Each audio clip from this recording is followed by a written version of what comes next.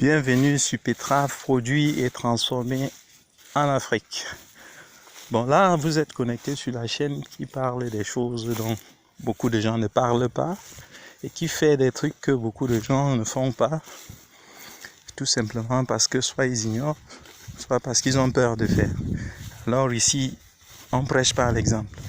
Récemment, je vous avais montré une parcelle où nous avons tout défriché, nous avons laissé au sol et tout s'est décomposé et on a recouvré la porosité du sol avec toute la flore microbienne et tout ce que vous pouvez construire, tout l'écosystème souterrain. Bon, là, nous sommes sur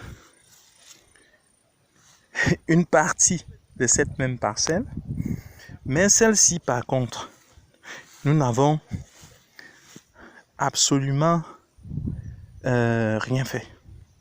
C'est-à-dire que ici, contrairement à l'autre, on a utilisé un désherbant de synthèse, à l'instar du glyphosate.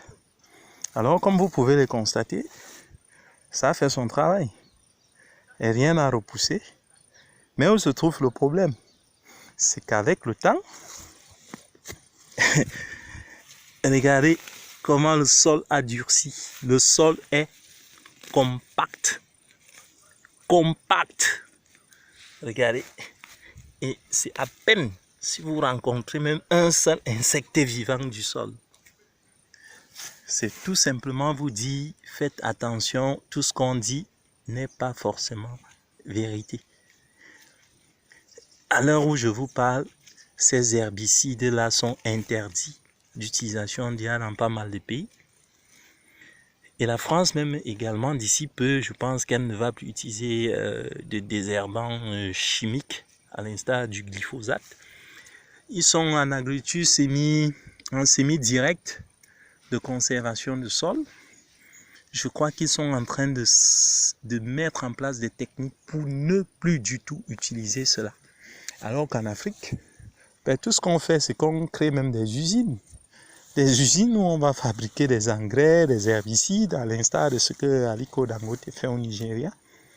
C'est bien beau, c'est dans l'optique de réduire la pauvreté, ainsi de suite, mais en réalité, je vous montre là une des conséquences directes de ce que la chimie fait. Regardez ici, tout est sec là. Je vous rappelle, ça va bientôt faire, on est à plus de 6 mois que rien ne repousse, ou ça repousse difficilement. Et les herbes même qui repoussent vraiment sont parfois réputées être... bon, c'est vrai qu'il n'y a pas de mauvaises herbes, j'allais dire des mauvaises herbes, mais en réalité, elles font même plutôt un bon boulot. Elles essayent un peu de reconquérir ce sol déjà détruit. Donc, ce qu'on va faire tout simplement, c'est qu'on va laisser la nature faire le boulot.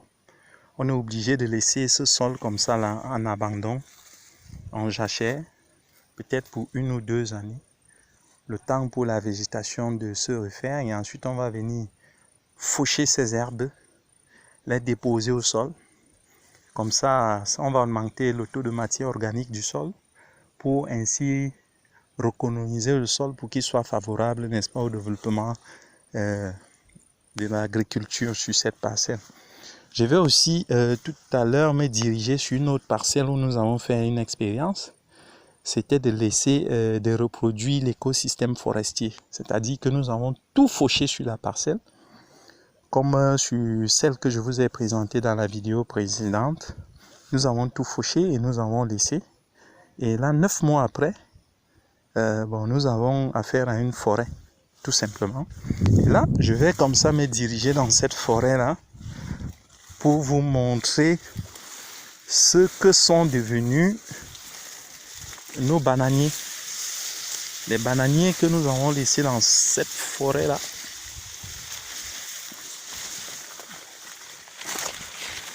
Que sont-ils devenus?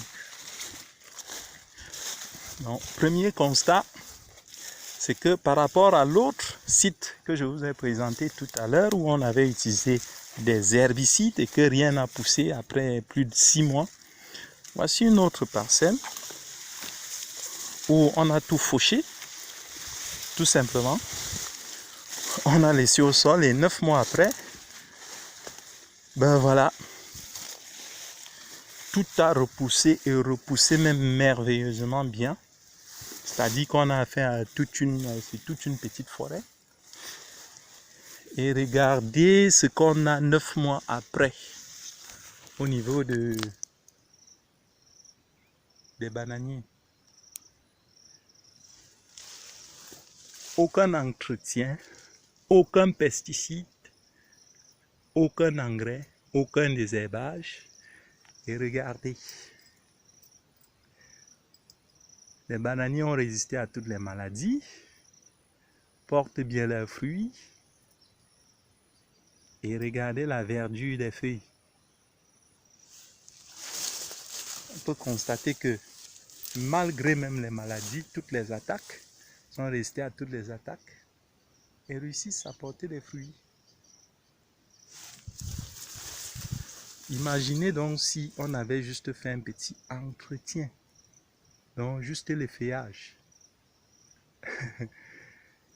Et aussi de réduire un peu la densité des fruits ici, ou la densité des plantes, vous aurez donc imaginez juste ce qu'on aurait pu avoir.